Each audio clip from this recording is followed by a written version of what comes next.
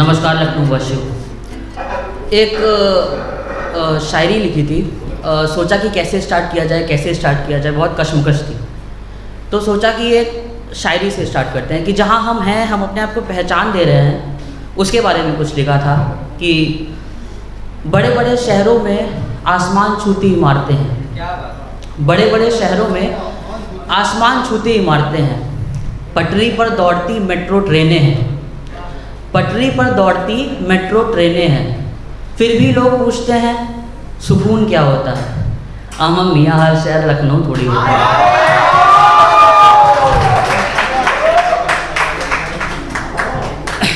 तो ये एक ऐसा लिखा था कि ये फेज़ हर किसी की लाइफ में आता है कि इंसान कुछ इतना लो चला जाता है कि बस बैठे बैठे कहीं खो जाता है।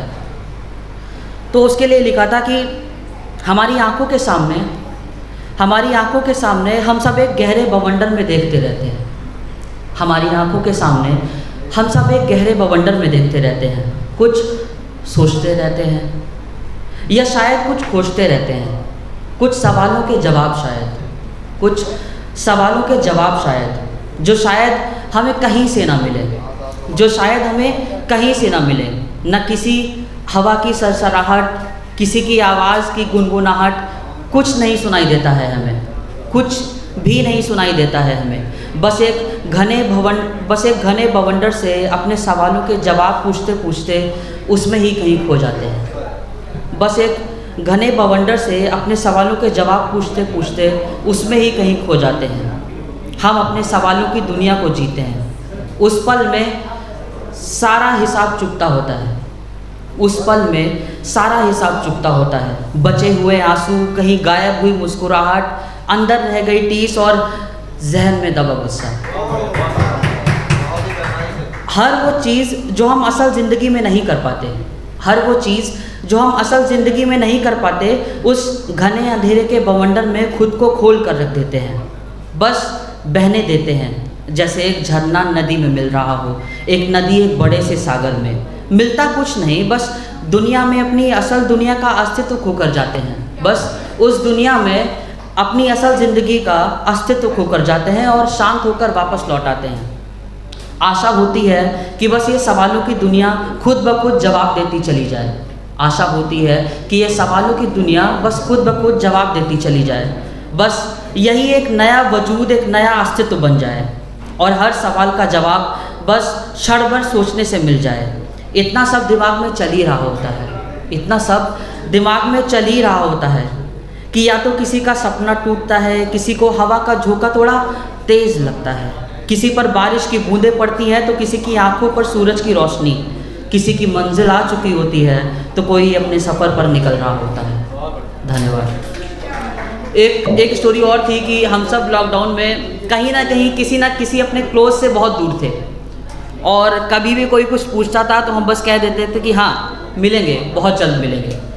तो इस कहानी का शीर्षक है हाँ बहुत जल्द।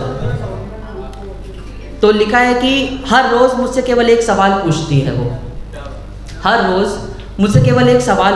वो कि ये दूरियां कब कम होंगी, कब मिटेंगे ये फासले, कब आएगा वो दिन जब हम एक दूसरे का हाथ थाम कर चलेंगे और शाम होते ही मैं तुम्हारे कांधे पर सर रख के चांद को निहारूंगी। और मैं बेबस सा बस एक ही जवाब देता था, बहुत जल्द। पर अब समझ में आ रहा है कि ये दूरियां ही तो हैं जो हमें एक दूसरे के करीब ला रही हैं, एक दूसरे की कमी का एहसास करा रही हैं। हाँ, माना कि हमें बहुत अकेला लगता है, माना कि जैसे एक नदी महसूस करती है खुद को बिना किसी नाव के, जैसे बादल यूं तन्हा पड़ जाते हैं बिन बरसात के, जैसे समुंदर का सूनापन बिना किसी लहरों के। तो जनाब फिर ये भी सोच लेता हूँ कि जब वो पल आएगा जब हम एक दूसरे के सामने खड़े होंगे, जब पाँव बहुत तेज़ रफ्तार से एक दूसरे के पास जाने के लिए ज़िद कर रहे होंगे और हम बस एक दूसरे को निहारा करेंगे, एक जगह पर कुछ देर के लिए पत्थर से हो जाएंगे, आंखों से आंसू पोंछ कर एक दूसरे की आंखों की नमी को महसूस कर रहे होंगे।